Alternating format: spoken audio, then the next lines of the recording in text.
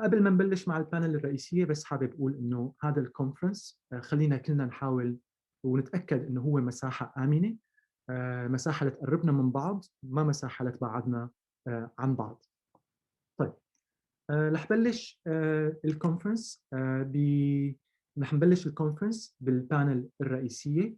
رح أطلب من زميلي سامي، رح وقف شير مبدئياً وأطلب من زميلي سامي إذا فينه يخلي رانيا سكر وسارة درايدن بيترسون وهاني جسري كسبيكرز بعد إذنك سامي. طيب اللي رح أطلبه بداية رح أعمل تشيك سريع على الكاميرا والمايك مع المتحدثين يلي معنا. رح بلش رانيا، كيفك؟ طمنيني عنك، فيني اسمع الصوت اتاكد ان الصوت تمام عندك؟ تمام، كيفك عودة؟ يا اهلا رانيا وشكرا كثير لكونك معنا اليوم. Professor Dryden Peterson, can I just check the sound and make sure everything is okay from your end? Okay, you're on mute. If you can just unmute. Yes, hi, great to be here. Thank you so much. It's our pleasure. هاني، مرحبا هاني، إذا فيني كمان بس تشيك الصوت من عندك. أهلاً ودايما مساء الخير. Good evening. يا أهلاً فيك هاني.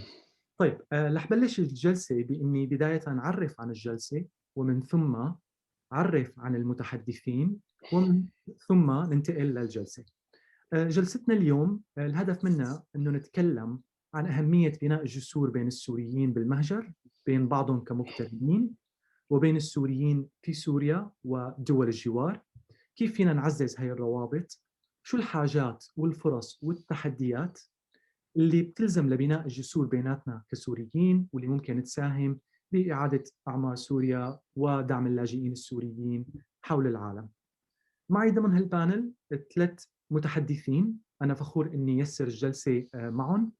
معي بداية السيدة رانيا سكر.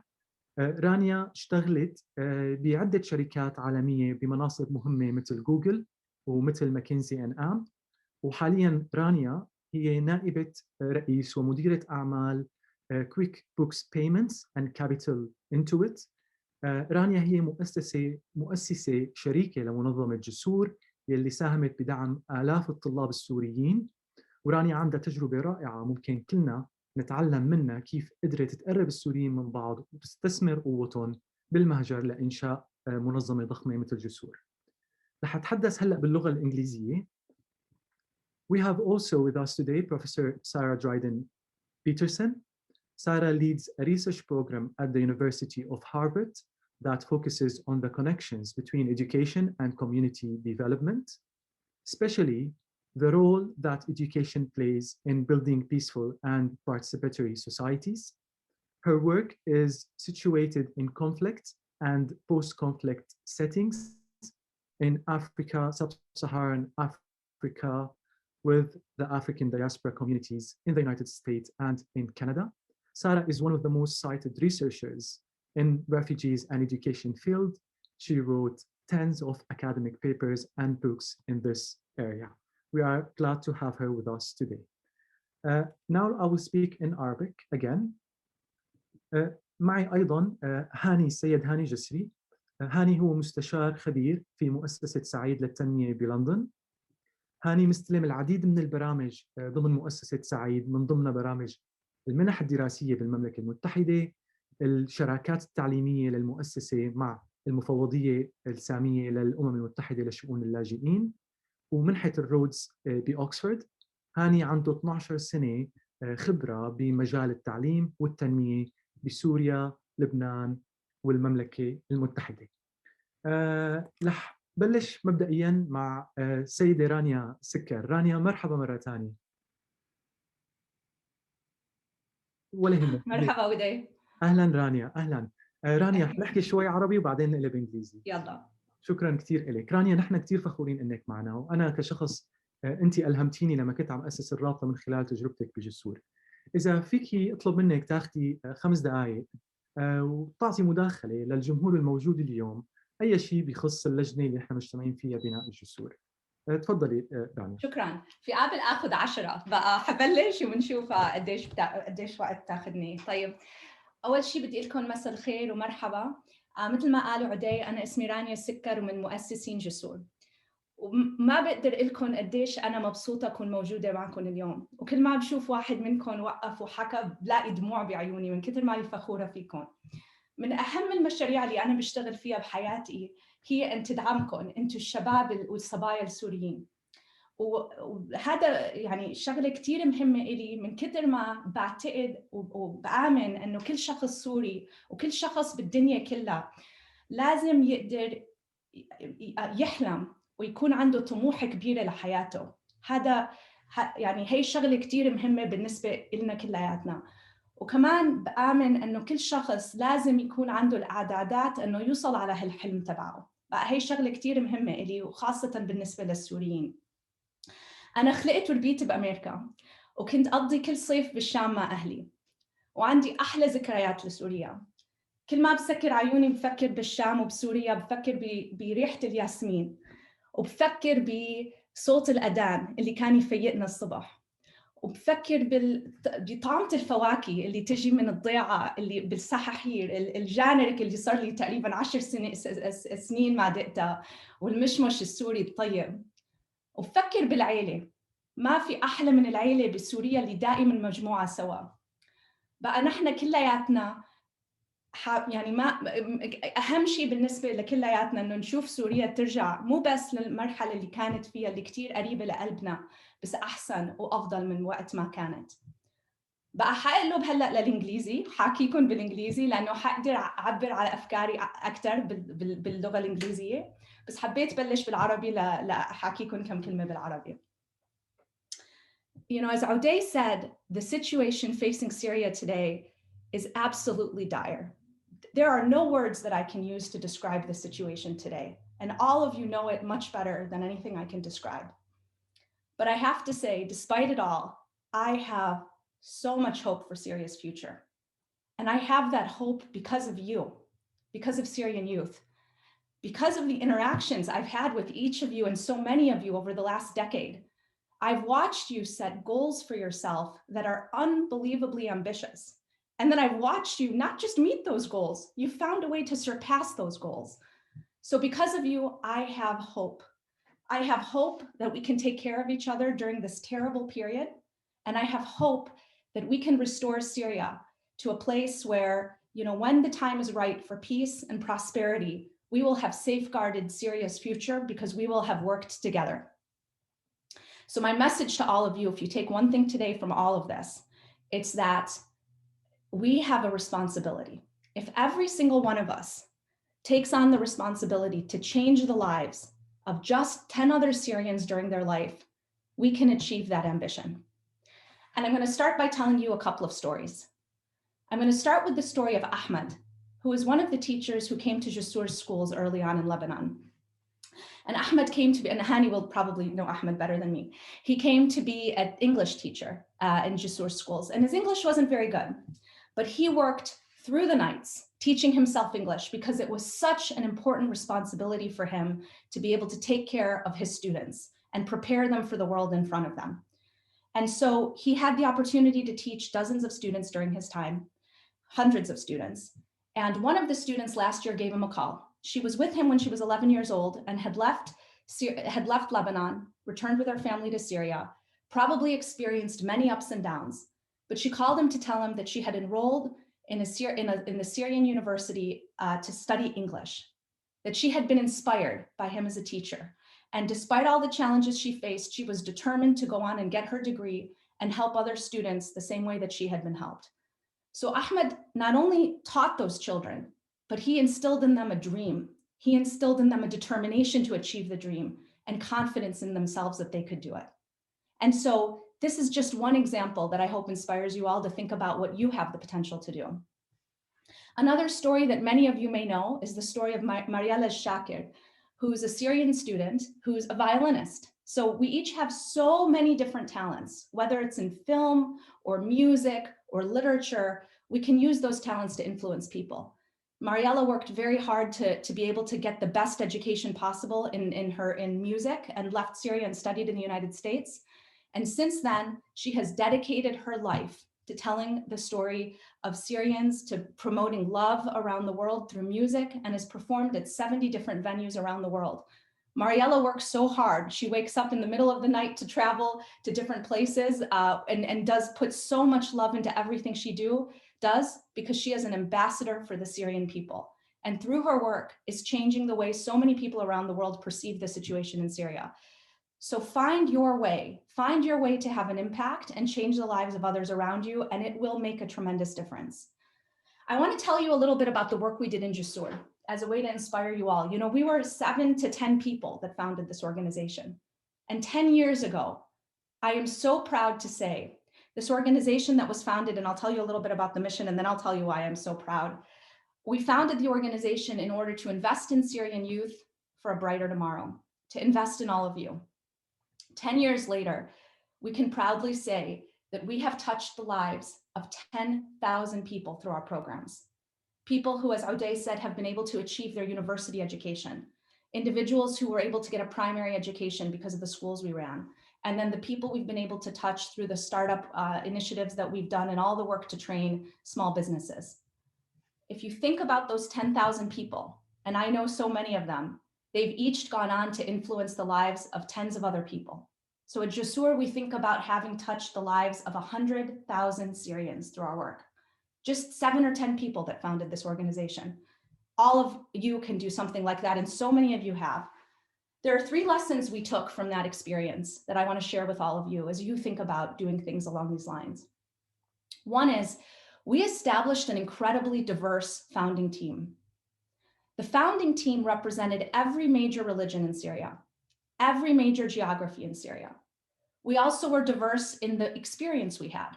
We came from people who worked in the government, people who worked in media companies, people who worked in technology companies, people who worked in law. We had grown up in every part of the world, Canada, the United States, Dubai, Syria, Europe. And so you can imagine the debates we had. We debated everything, but that's why we were such a strong organization, because of our diversity. The second thing we learned, and again, Hani and Mahmoud remember this well, we did things by experimentation. Imagine how hard it was to think about how we were going to achieve our mission, the constant change that was happening in Syria. Nobody had ever experienced a crisis of this magnitude. So when we went into situations like Lebanon, where we knew we wanted to help educate Syrian children who were there, who were out of school, we had no idea what programs we were going to put in place. And we got on the ground and we ran dozens of experiments to figure it out. And that's, by the way, what I do every day in my private sector job too, is we're constantly running experiments. So whether you're working in the private sector or you're working in a public sector, just think about the opportunity to experiment, to accelerate impact. And the third thing we're doing now at Gesur, that all of you should think about, is we're working to establish institutional continuity for the organization. We want the organization to live far beyond us, to continue to serve future generations of Syrians. And so we're investing in that.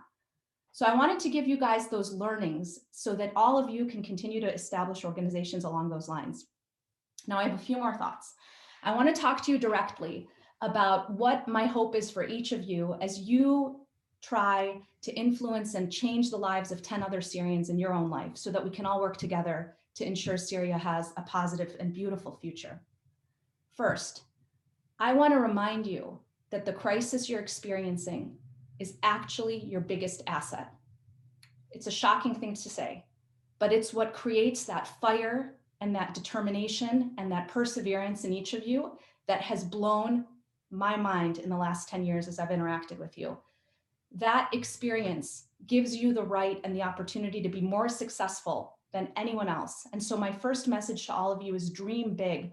Nothing will stop you. Your experience is going to instill you with more tenacity than anyone else. The second thing I want to share with you is hold the bar high for learning. Seek incredible amounts of knowledge and seek to be the best. Just because you're in Syria or cut off from other resources doesn't mean you can't be the most accomplished speaker of different languages, the most accomplished computer scientist, the most diverse thinker when it comes to conflict resolution. you have resources, and I've seen you all achieve them. The internet has left nothing unreachable. So grab it and set your ambitions high and be the best. As you think about being the best, think about diverse experiences. You know, in Syria, it's very easy to not have multiple different perspectives and points of view. Seek out diverse opinions. If you're a teacher, go learn about different forms of teaching from countries around the world and bring that back to you. So build connections, build relationships, and seek diverse thinking.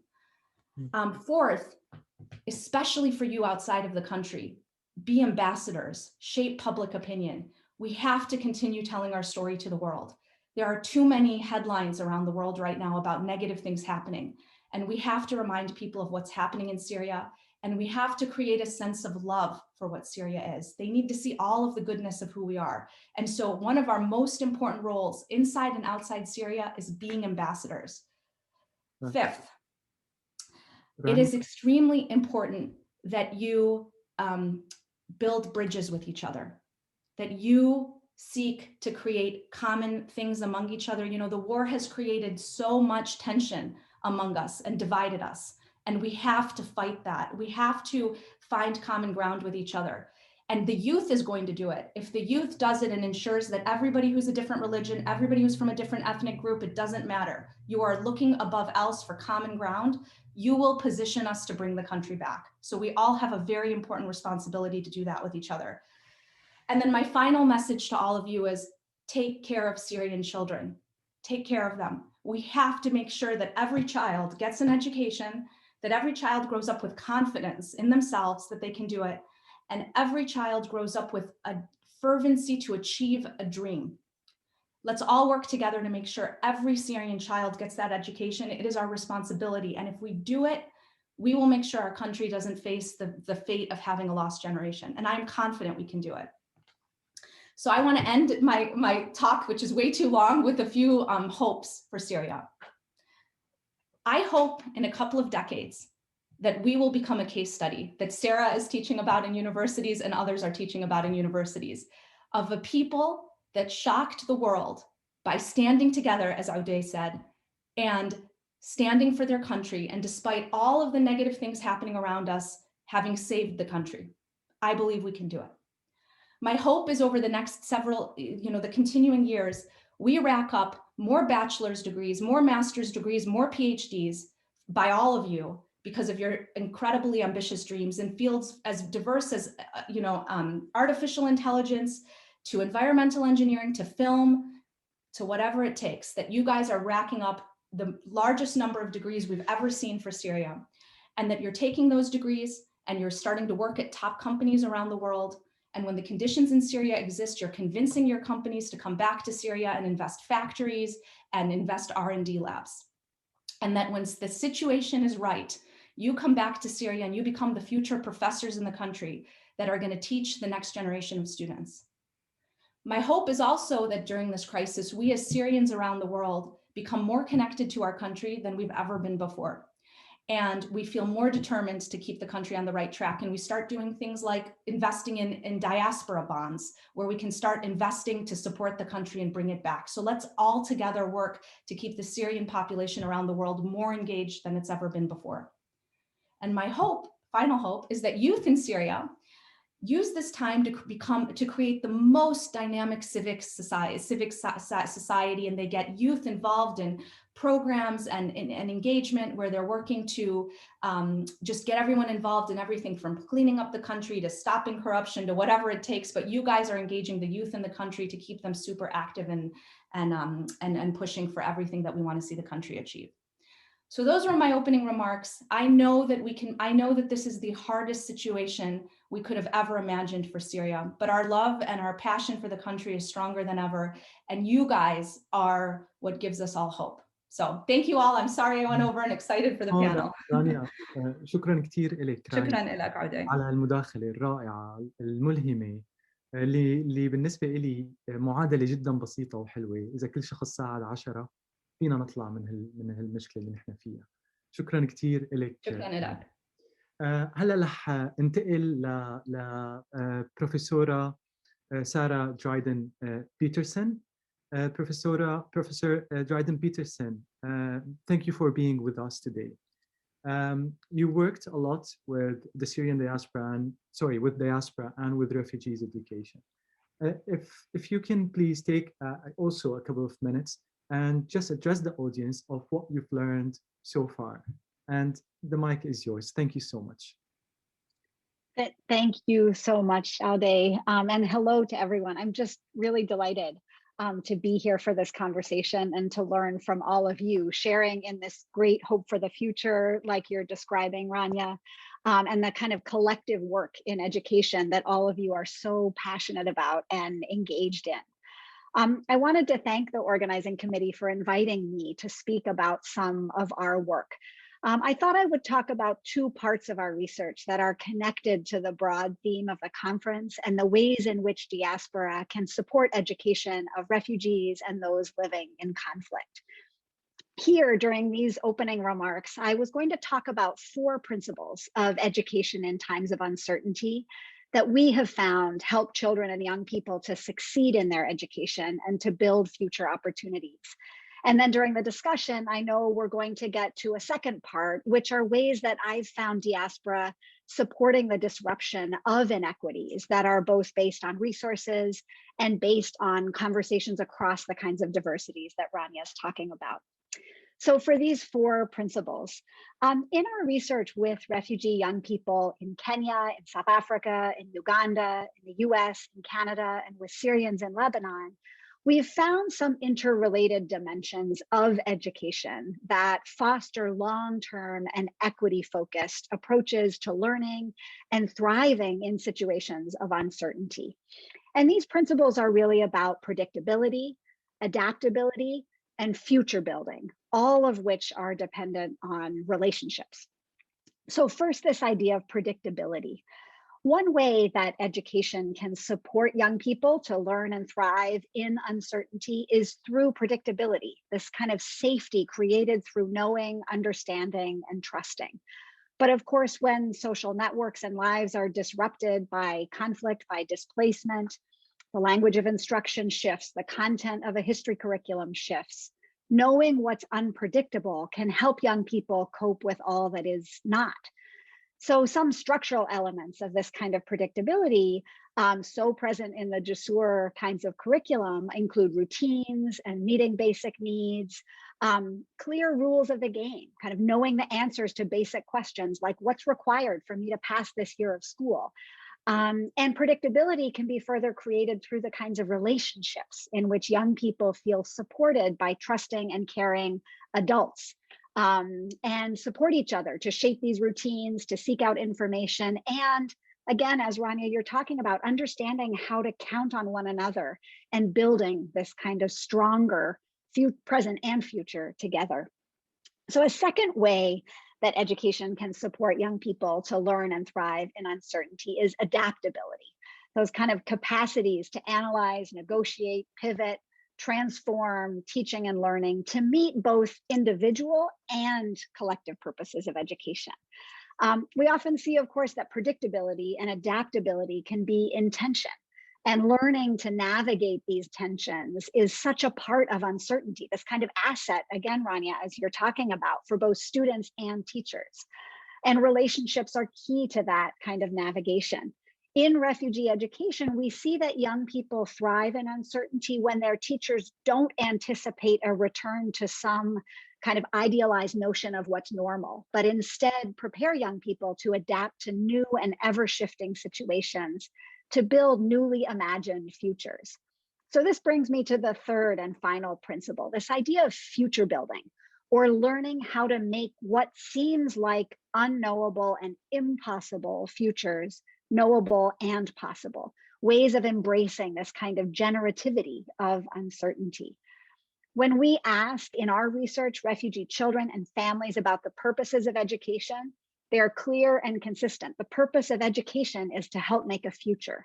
And we find that educators who don't focus on rigid notions of a future that depends on belonging to one nation state or to another really help to enable refugee children and young people to develop these kind of navigational capacities that can support future building.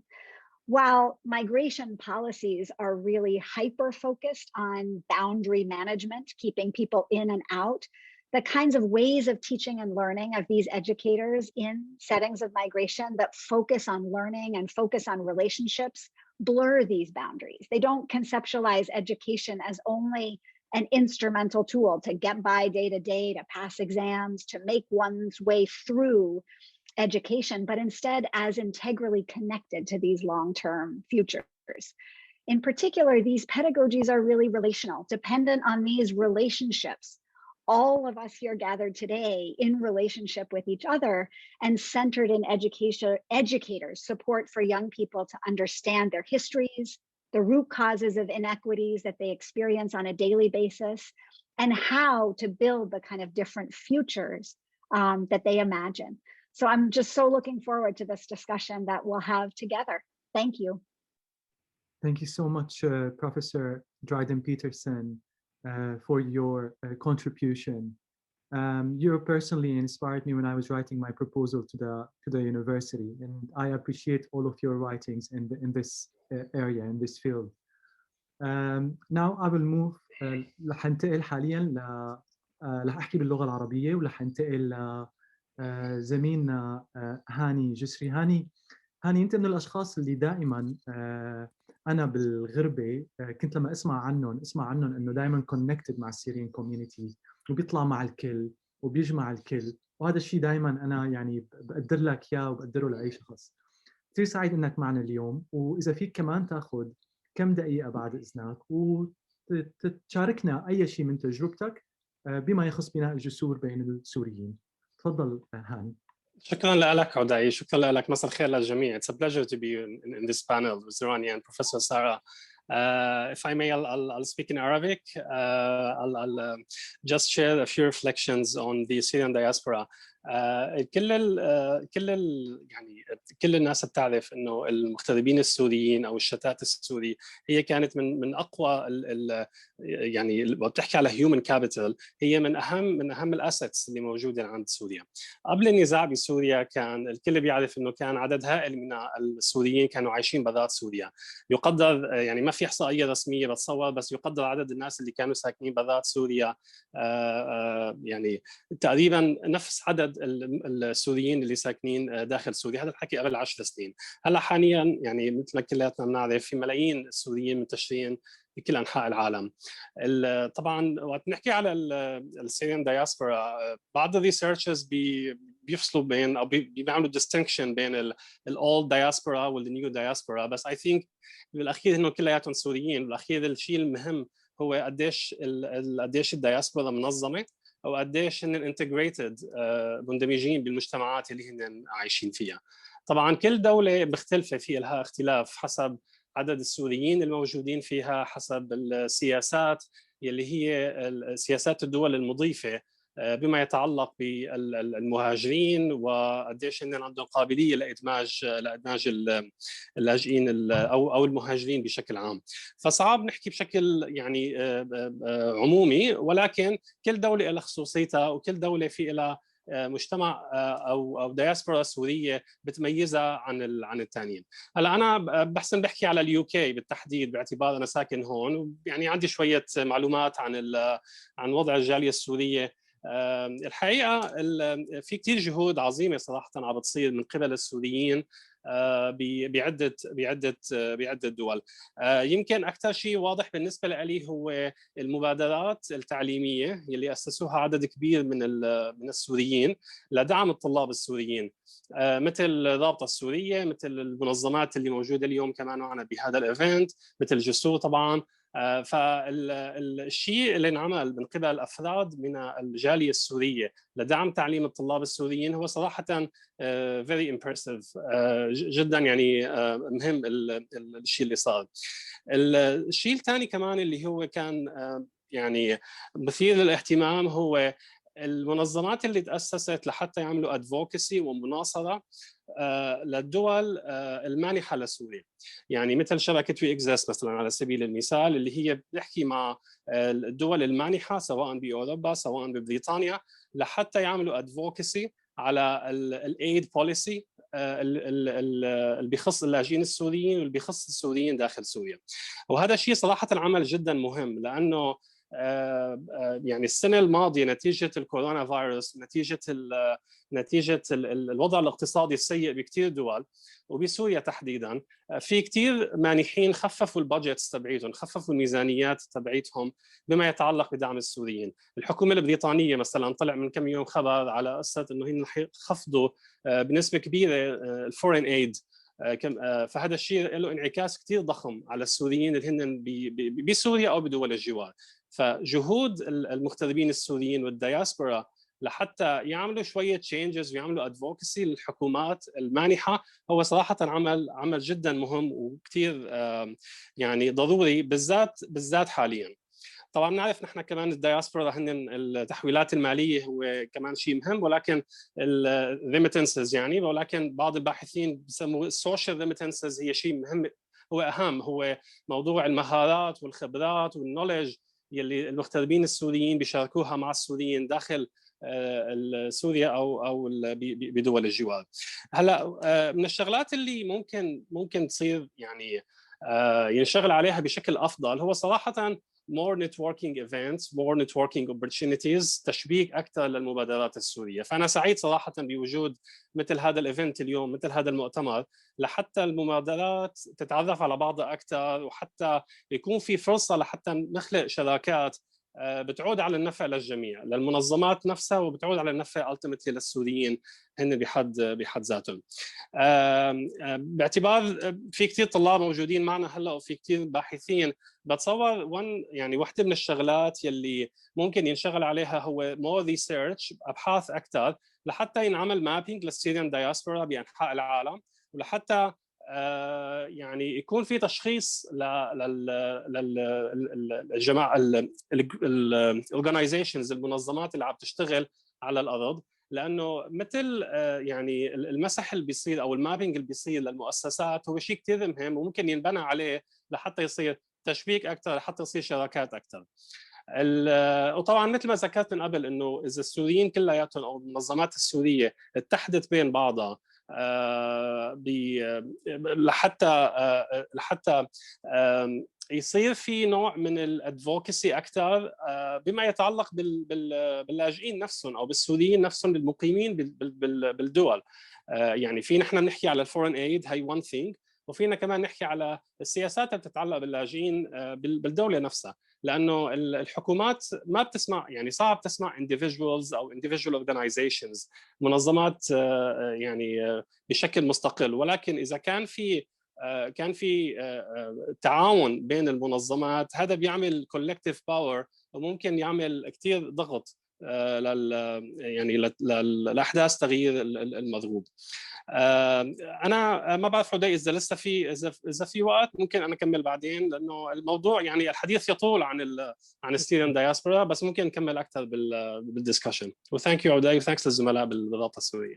هاني شكرا كثير لك ولمداخلتك. بكل تاكيد حنفتح النقاش بيناتنا ونشوف كيف الحديث حياخذنا. انا بصراحه عندي عده اسئله بس بدي اترك كمان مجال للجمهور، فلحاول اسال كل شخص منكم سؤال واحد وبعدين بننتقل نحاول نجاوب على اسئله الجمهور. رانيا انا رح بلش مع حضرتك بعد اذنك. هلا اليوم نحن كسوريين بالمهجر مثل ما بتعرفي عندنا انقسامات، عندنا انترست مختلفه وقد تكون عندنا اهتمامات متعارضه ايضا. كيف برايك اليوم كسوريين بالمهجر ممكن نقرب من بعض لنقدر ندعم بعض وندعم السوريين بالداخل؟ كيف فينا نحط الديفرنسز تبعنا aside؟ هل في شيء ممكن يجمعنا بغض النظر عن اختلافاتنا نركز عليه؟ خليني افهم من تجربتك بهذا الموضوع. Hey, it's a great question.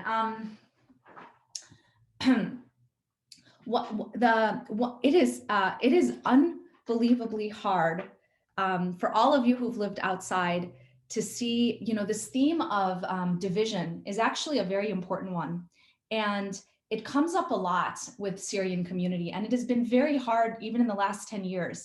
I remember in the early days of Gesur, we would work on initiatives, and we would be people from different beliefs or different points of view would come in who are Syrian as well and accuse us of what side are you taking, what are you working on? And the Syrian community can actually frustrate you to an incredible degree that you say, why am I doing all this work? I'm putting my heart into it. I'm dedicating time. I'm investing effort.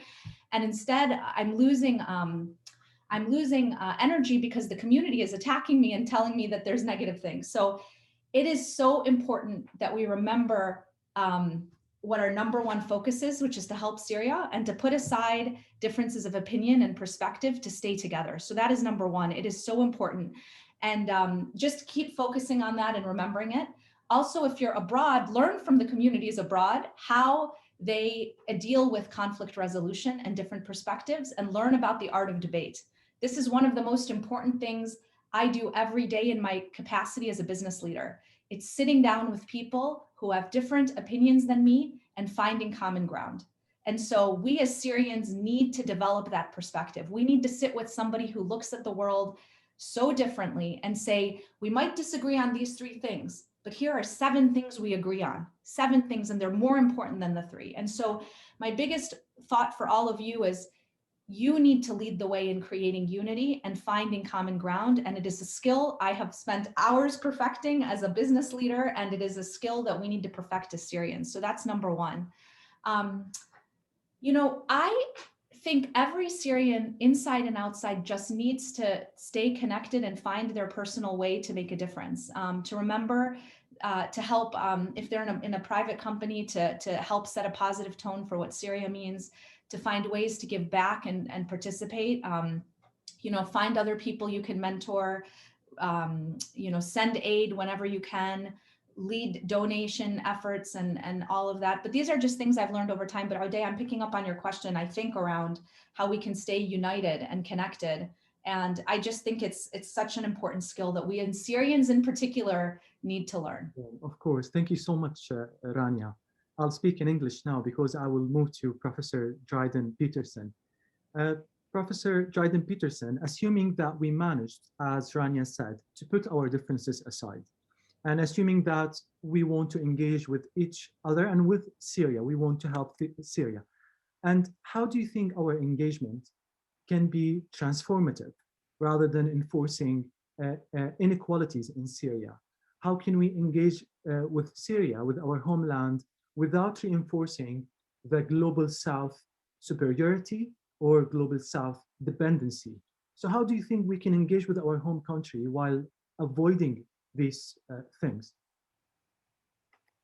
Thanks so much, Aude. That's such an important question, and I think connects into, Rania, what you're talking about. In the work that we've been doing with diaspora, not Syrian diaspora, but with diaspora who identify themselves as diaspora of Afghanistan, South Sudan, Haiti, Zimbabwe, one of the kind of differences that we look at is the role of diaspora in disrupting inequalities that are both resource-based and identity-based, and some really interesting kind of innovations that we see among young people and those living in diaspora. And maybe this comes also to this really kind of critical question of like, what are concrete actions that I'm seeing come as questions in the chat. So one study that we did in Dadaab camp in Kenya, it's a population of about 400,000, mostly Somali refugees. But what we found was that students described being supported in their education by both resources that were locally situated and globally situated. Some of these resources were material. They were books and scholarships, but just as important, young people describe the kind of relational supports that they were accessing. And I think this comes to one of the questions I saw in the chat too about this idea of how do you find jobs? How do you create the skills that lead to the kinds of livelihoods and futures? And in what ways can relationships with diaspora support that? And I think that echoes what you were saying earlier too, Rania. And also in education. So one student described sending her essays to a peer in Canada to read them and provide virtual feedback. Many of us may have had similar types of experiences experiences, and recognizing how important those kinds of relational supports can be in disrupting some of these inequities, particularly across lines of difference and across lines of conflict. So this has kind of pushed us to think not only about globalization in terms of resources and institutions, but also this globalization of relationships. And I think the second piece on disrupting identity-based inequalities speaks really to what you were talking about, Rania, and what we see in schools. And the skills of conflict resolution are skills that need to be learned and need to be taught. And when young people don't have spaces in which it is okay to practice those kinds of skills, it can be really hard to adopt them in other spheres of life. And often we see in refugee education globally that these spaces for talking about hard issues, about having difficult conversations, are really closed. There's no space to engage in that kind of discussion. And we see diaspora who are engaged in educational development often really seeking to open those spaces outside of formal schools that refugees have access to be able to engage with history, to be able to engage with conflict, and to create these kind of skills to build towards the future. I'll stop there. Thanks. Thank you so much. Sarah, I want to pick up on some of that because I think conflict resolution, as you're pointing out, I just want to double down on that point, is so important for everything we do in Syria. And so if you're outside Syria today and are interacting in a community, many of the countries you're living in today are known for their ability to handle conflict resolution, to debate. And so learn from your peers, invest in it, get whatever resources you can and become great at it. And if you're in Syria, find ways to develop those skills. I mean, there's formal training, as Sarah is saying, but it is going to be one of the things that's going to be so important for our future. So I love that this theme is coming up, and I just want to echo it for everyone. I think it's going to be critical for the country. Thank you so much, Rania. And I'm going to speak in Arabic now. قبل ما انتقل لهاني بس بدي أقول للأشخاص اللي عم يحطوا أسئلة بالQ&A إنه في عنا 2 panels بعد شوي مرتبطين بالتعليم، بالمنح، بكل الأمور اللي عم تذكروها. هاي البانل هي مرتبطة أكثر ببناء الجسور، كيف فينا نبني جسور بين السوريين، ليش بدنا نبني جسور. فإذا فينا نركز على هذا النوع من الأسئلة، والأسئلة الثانية كلها حيتجاوب عليها بالبانلز الثانيين. هاني رح انتقل لك ناو. هلا افترضنا انه مثل ما قالت رانيا قدرنا نحط الديفرنسز اسايد وركزنا على بناء سوريا، وافترضنا انه مثل ما قالت بروفيسور درايدن بيترسون قدرنا نعمل انجيجمنت بطريقه ديستربتيف للانيكواليتي. بيصفى السؤال هون، نحن اليوم لما انا بتطلع على المنظمات السوريه بالمهجر، في عنا عده منظمات قويه جدا، تجمع الشباب السوري، Syrian Youth Empowerment، في بألمانيا السيريان جيرمان ريسيرشز، في عدد كبير من المنظمات. والسؤال هو كيف فينا، يعني نحن اليوم كلنا ممكن نكون عم نعاني من فتيج كمنظمات، وكلنا اليوم عم نعاني انه ما عندنا ريسورسز، وكلنا عم نعاني انه ما عندنا سستينابيلتي، وكلنا اشخاص سوريين عندنا الفول تايم جوب وعم نشتغل اون ذا سايد هالشيء. طب كيف فينا بطريقه ما نحن اليوم كمنظمات نشتغل مع بعض؟ هل نندمج كلنا بطريقه ما؟ هل اليوم نشتغل تحت مظله اكبر؟ انت من شغلك بالمنظمات السوريه، شو برايك هاني افضل حل لنا كمنظمات سوريه لندعم الطلاب بسوريا وبدول الجوار؟ تمام عدي. هلا اولا بما يتعلق باندماج المنظمات وهيك، انا بقول انه I think يعني it's important، مهم انه كل منظمه تحافظ على خصوصيتها وكل منظمه تعمل الشغل تبعها بطريقتها، يعني their own way. So I think that's very important. But I think it's also important إنه كل المنظمات تتعرف على بعضها أكثر، تجتمع من بعضها. There's so much learnings بكل منظمة ممكن تشاركها مع المنظمة الثانية. I'm personally not a big fan of umbrella organizations، المنظمات اللي بتكون هي تجمع كل المنظمات الصغيرة تحتها. بس at the same time إنه ممكن يكون في بناء تحالفات لشيء محدد. يعني مثلا بمجال التعليم او بمجال المنح الدراسيه، بمجال الارشاد الاكاديمي على سبيل المثال، في عدد من المنظمات بيشتغلوا نفس الشيء، من الجسور للرابطه السوريه للزملاء اللي موجودين معنا بالمؤتمر، وعم بيكون في احيانا اوفرلاب، يعني انه اكثر من منظمه عم تعمل نفس الشيء. فممكن كل حدا يركز على نقطة قوة تبعيته. مثلا مثلا ممكن تكون الرابطة السورية هي ببريطانيا، جسور بأمريكا، ويصير في تنسيق بين المنظمات. بخصوص الفتيك وبخصوص هذا I think it's and I think Rania can speak more about that. وقت بيكون في فتيك بيكون في crisis, I think it's an opportunity for organizations to innovate ولحتى تطلع يعني تدور على طرق ثانية to sustain. ممكن يكون طبعا كل منظمة لها خصوصيتها، بس انه ممكن يكون membership، ممكن يكون long term partnerships، ممكن يكون مثلا اغلاق برامج وبدء برامج جديده. فهذا الشيء ممكن يكون كثير يعني ممكن يكون كثير مهم. هلا ايضا المنظمات السوريه والمبادرات اللي عم بتكون موجوده معظمها قائم على المتطوعين volunteer run organizations. وبتصور للاستمراريه هي المنظمات لازم يكون في some sort of funding او some sort of funds available to hire people. وهي يعني احنا من رانيا ممكن كان تحكي اكثر. نحن وقت بلشنا بجسور مثلا بلبنان كنا قائمين كلاتنا على الفولنتيرز, but then we realized that it's important to hire people for the continuity. فأنا بتمنى من خلال هذا المؤتمر إنه يعني واحدة من الكي تيك أويز إنه المنظمات تتعرف على بعضها أكثر وتشوف كل حدا شو عم يعمل. ممكن نحن نخلق بارتنرشيبس بين بعضنا أكثر لأنه we all have the same goal and we all do it يعني we all do things in our own ways. So it's very important to have this kind of networking and discussions. شكرا كثير هاني. أنا رح وجه سؤال ممكن أخير وبعدين ممكن ننتقل لأسئلة الجمهور. رح أتكلم باللغة الإنجليزية هلا ووجه سؤالي لبروفيسور درايدن بيترسون.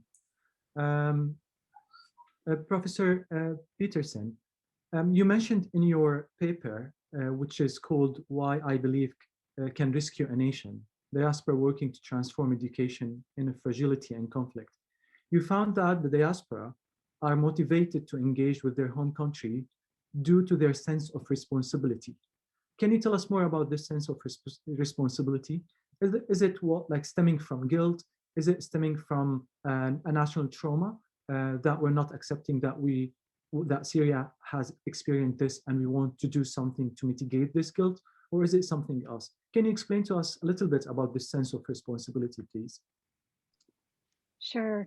The title of this paper, it comes from a quote by a woman who identifies herself as part of the Afghan diaspora from Afghanistan and talks about the kind of curriculum in schools that's often present in Afghanistan, and this way of thinking about the role that diaspora can play in really promoting a different kind of education development that is often present in an international development kind of space, that is not the imposition of curriculum from an outsider.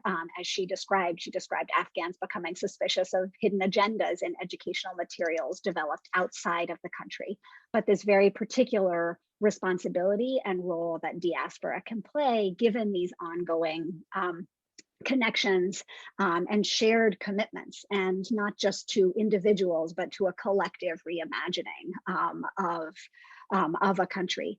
And one of the things that we found in this work that I think connects to the idea of responsibility is that these kind of lasting connections and commitments, often beginning with extended family and friends, but that transform into a kind of imagined broader collective community of purpose.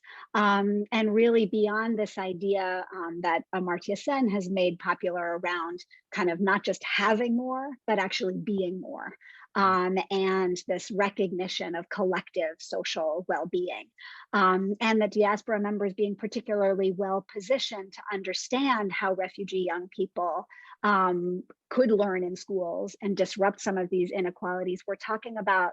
We also see this in the research we've been doing among Syrian young people in Lebanon, this deep commitment to contribution to rebuilding Syria from whatever kind of geographical location, as we're talking about here today, in which they find themselves. And when education doesn't connect to that possibility of contribution, it seems like a real dead end. And so I think the sense of responsibility, not just as individuals, but to that collective community, has come out so strongly in our work in diaspora globally.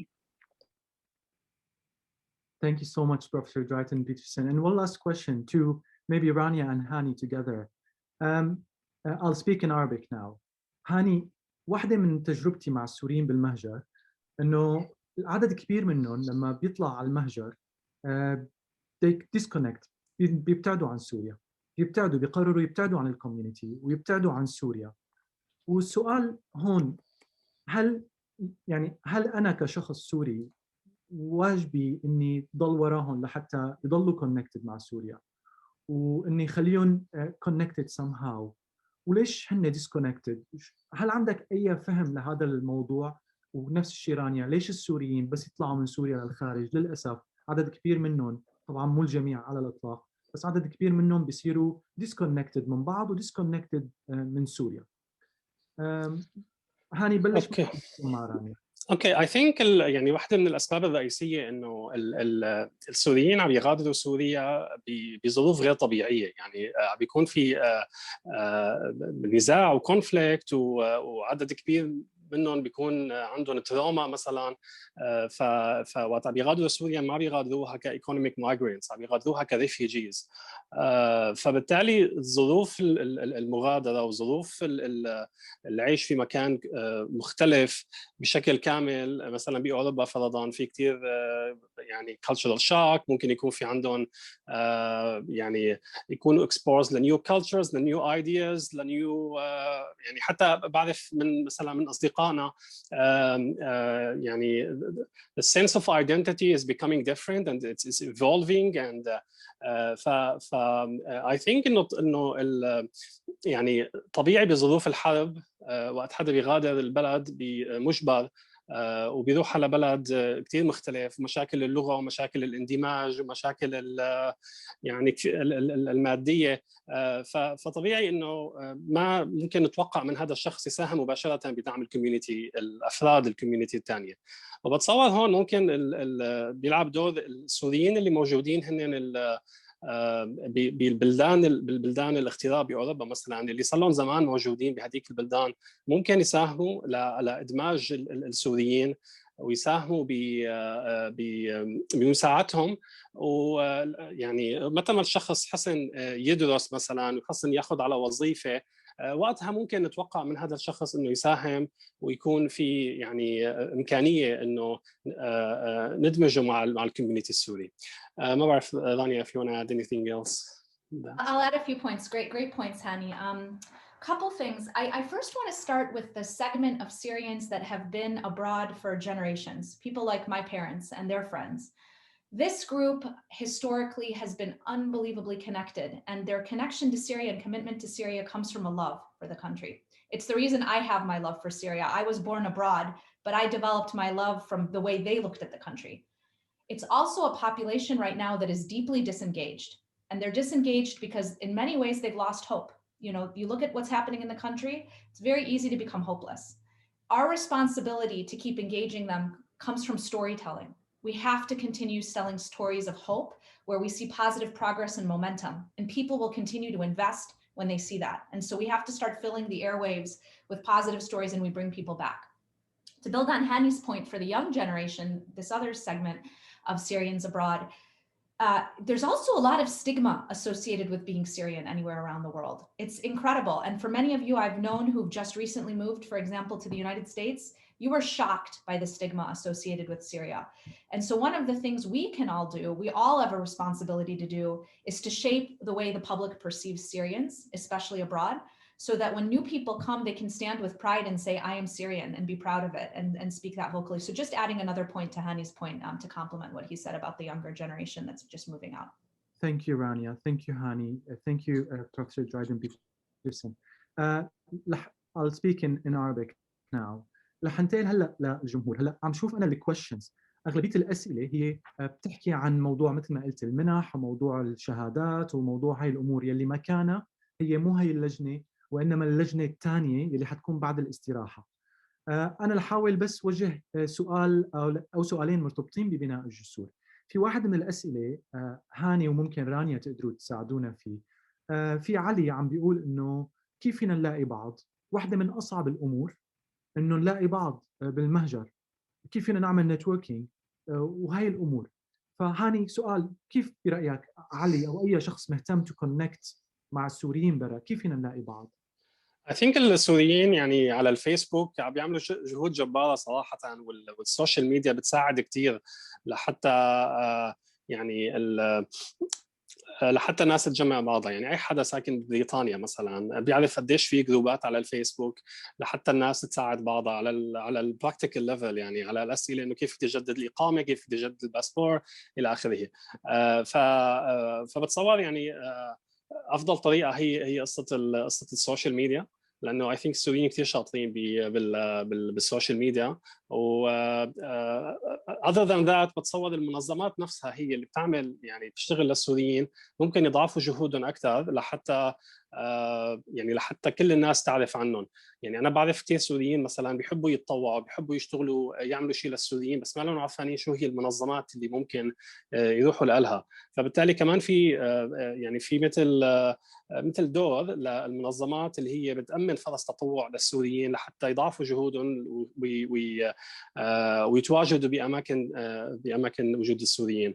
ومثل ما حكت رانيا قصة مثلا الايمج تبع سوريا والكالتشرال ايفنتس اللي بتصير، هاي شغله كمان السوريين تميزوا فيها صراحه بعدد كبير كثير من الدول باوروبا. مثلا على ممكن يكون ايفنت على الطبخ السوري، ممكن يكون ايفنت على التاريخ السوري، على الحرف السوريه. فهي الايفنتات اللي بتصير كثير مهمه لسمعه سوريا ولسمعه السوريين، وايضا هي فرصه لالتقاء السوريين ببعضهم. شكرا. The one thing I'll add to that is looking for people that are Syrian is the same skill as networking in general. And it is so important for all of you to think about finding others who can help you. So for any topic, whether it's you're in Syria and you want to talk to somebody who's an entrepreneur who's working in the same field, or you're a teacher and want to learn a different approach to teaching, or you want to learn about conflict resolution, or you're abroad and you want to meet more Syrians, it's networking. And this is a skill that is critical for life. And it comes from picking up the phone and calling someone you know and saying, hey, I'd love to chat with somebody who does this. Who do you know? And then they make an introduction for you and they connect you with that person. And then once you're connected, you of course ask them to connect you with somebody else, and then you maintain those connections and you keep them strong and you update them on what you're doing. But it is a lifelong skill set that will not only help you find people of the same background when you go to different places, it'll help you be successful in everything you do and to take advantage of these Gesur around the world, these bridges around the world. Thank you so much, Rania. Another question, maybe Professor Dryden Peterson can help with this. So Dima is saying a major challenge facing Syrians to work jointly is the issue of disregarding identities, and hence the urge to bring identity pillars to the discussion table where it is not relevant sometimes or not relevant sometimes. This identity issue, Professor Dryden Peterson, from your research, do you think like the identity clash is sometimes like, is it something we can overcome? Is it something we can put aside? Is it something we can have a discussion with as diaspora, as people inside Syria or in the region, where we can overcome it to work together? Well, maybe I can talk about two elements of this that we see in learning spaces in particular that I think are important. One, I think really is this question about whether those involved feel like it's possible for it not to be a kind of zero-sum game, for somebody to have to win and somebody to have to lose. And I think creating these situations, whether it's about resources, whether it's about a particular idea, where it seems possible to come together, where everyone could gain in some way, maybe not in the way they initially intended, but in coming to some new understanding of what's possible. And I think particularly in situations where resources are scarce, all different kinds of resources, it's very hard to create those situations where coming to a space in that way for any of us feels possible. So I think that's one element. And I think a second element is really coming back to this question of how do we gain skills in having these conversations around identity and these these conflictual divides that seem possible. And that has to be done, Uday, you started with this, of kind of creating a safe space where it doesn't feel so risky that one is putting oneself on the line. And obviously, these are very challenging kinds of situations to create. And the ways in which we're talking about education and really thinking about children and young people, how do we help them to be invested in creating these kinds of spaces where they can bring new ideas, take risks, and not feel like it's going to be catastrophic for their immediate situation or for the future. Clearly, this is a big question that all of us globally, no matter where we are, have not come to completely productive ways of working through. But I think these are some ways, particularly in education, that we can think about. Thank you, Professor Dryden Peterson. Last question I'll ask, and maybe anyone can contribute to it. We have a colleague, Dr. Hani Talib. He's mentioning a very important topic. And yesterday, my colleague Ihab was also talking about it in a social media post, that as Syrian organizations, one of the main challenges facing us is the negative competition between Syrian organizations, which is hindering networking abilities.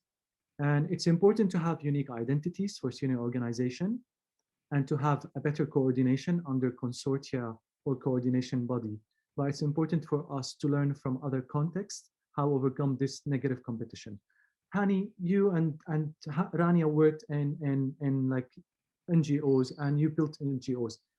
Do you have anything about the negative competition where you can tell us? I think this competition is healthy, is positive. I mean, if there are so many organizations doing the same kind of work, I think that's really positive. As Ronnie mentioned in her opening remarks, like there are so many similarities, and there are so many things in common between organizations, especially if they are doing the same thing. So finding the common ground, I think it's really important. And building alliances and coalitions and perhaps partnerships, that would be a really good a good way. And I know like a lot of big donors, if you have like a coalition or alliance to do something specific, you can unlock a lot of funding from complex donors. So that's I think what should be done. And Rania can add more if Rania will end. I think this is the same theme that we've touched on many times on this panel. It's about partnership. It's about, again, conflict resolution. There is so much work that needs to be done in Syria, so much work. How can anybody come together and say we're both doing the same thing and we have a conflict, or we are going to have competition? You should be coming to the table to look for partnership opportunities, to say there is so much work that, it shouldn't be us versus them. Let's think about how we work together. And again, I tell you, this is the thing that every person in countries around the world studies all day long, to say, how can I stop competing with this other business unit and instead look for partnership opportunities? So if there's one new message that I've taken from this discussion, this is an area where we all have to invest in to push us forward and lean into understanding. Instead of thinking about, I'm going to compete and we can't do this, think about how do we partner and support each other and do things together. That should be our mindset. So let's push on that. Thank you, Rania. Professor Dryden Peterson, do you have any final word before we end the session? Bring it to an end. Just echoing these big ideas coming out around working together and partnerships. And I think circling back, Rania, to what you said at the very beginning of thinking about what each of us in our own space coming to this, and I'm coming from a very different space, but what each of us can do to think through the contribution and knowing that will add up to much more than the sum of the individual parts. Definitely. Thank you so much, Professor Dryden Peterson. I'll just say, I'll speak in Arabic now. بس تعليق على هاي النقطة قبل ما نختم الجلسة. أنا شخص أؤمن جدا بأهمية الشراكة. للأسف في أحيانا مثل ما ذكر الدكتور هاني في بعض الأشخاص أو الجهات هن سلبيين ما بدهم يعملوا شراكات، هن بينظروا الأمور بمنظور مختلف، رغم إنه كلنا عنا نفس الهدف، نبني سوريا، ندعم الطلاب، بس في بعض عندهم نظرة مختلفة بتقوم على إنه نبعد عن بعض وليس نقرب. وبرأيي مهم إنه الأشخاص اللي حابة تقرب من بعض، اللي حابة وبتؤمن بالشراكة تجي مع بعض، وبس نعمل هالشراكات الكبيرة. الماينورتي الأقلية اللي ما بيؤمنوا بالشراكة برأيي ممكن إنه ما عاد يكون لهم دور أو يختفوا. رانيا، شكراً كثير لك لوجودك معنا اليوم. دكتور Professor Dryden Peterson, thank you so much for being with us today. هاني بشكرك كثير على وقتك.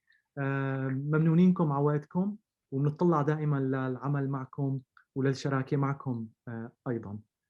شكرا ودي، شكرا لمؤسسين المؤتمر أو لكلكم. شكرا رانيا. شكرا ودي. شكرا. Thanks so much. شكرا. رح أطلب من زميلنا سامي ياخذنا على البريك وبس يعرض الفيديو. حاليا بالبريك حيكون عندنا فيديو 10 دقائق، فيكم تحطوا ميوت إذا ما بدكم تسمعوا الفيديو، أو فيكم تحضروا الفيديو مدتهم عدة فيديوهات 10 دقائق كبريك. سامي بعد إذنك إذا فينا نبلش البريك. وبهالوقت رح أقول لجميع اللي ما تجاوب على أسئلتهم إنه هاي الأسئلة مكانها البانل الثانية اللي حتتخصص بموضوع المنح والدراسة والشهادات والشروط وهي الأمور كلها حيكون مكانها بالبانل الثانية، فحنجاوب على أسئلتكم بالبانل الثاني. إذا فيك بعد إذنك سامي نبلش.